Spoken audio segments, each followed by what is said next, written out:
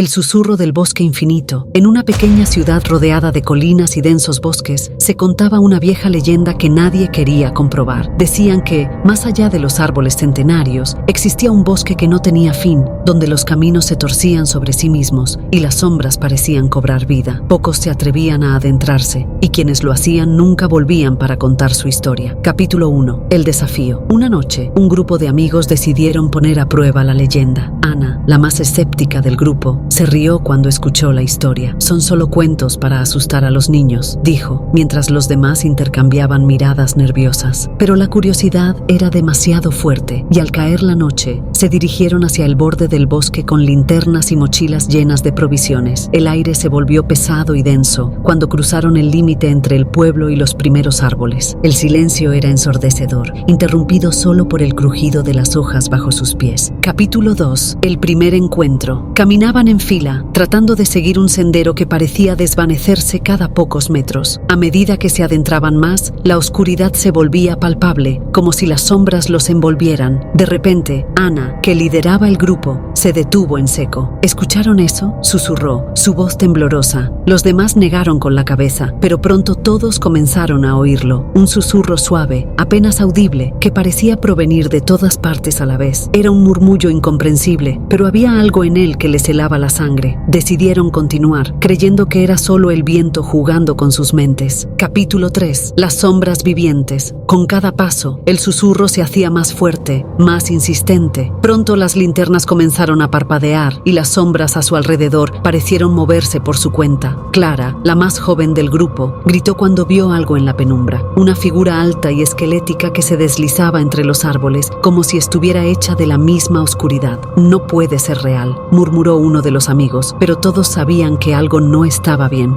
Decidieron volver, pero cuando dieron la vuelta, el sendero había desaparecido. El bosque parecía haberse cerrado sobre ellos y ya no había rastro del camino de regreso. Capítulo 4. El laberinto sin fin. Desesperados comenzaron a correr en dirección opuesta, pero cada camino que tomaban los llevaba de vuelta al mismo lugar, un claro en el bosque, con un gran árbol muerto en el centro. El susurro ahora era un grito, llenando sus cabezas con voces ininteligibles. El pánico se apoderó de ellos, y uno por uno comenzaron a desvanecerse en la oscuridad. Primero fue Clara, quien gritó y desapareció en la negrura, seguida de los otros. Ana, ahora sola, intentó correr, pero parecía que el bosque se estiraba interminablemente frente a ella. Capítulo 5. La revelación. Finalmente, exhausta, Ana cayó al suelo llorando. Fue entonces cuando el susurro se detuvo. El silencio que le siguió fue peor que el sonido, un vacío que hizo que su piel se erizara. Miró a su alrededor y vio, con horror, que no estaba sola. Alrededor del claro, figuras sombrías comenzaron a aparecer, rostros pálidos y ojos vacíos que la observaban sin parpadear. Eran sus amigos, pero algo había cambiado en ellos. Sus cuerpos estaban allí, pero sus almas parecían haber sido arrebatadas. Una de las figuras, la más alta,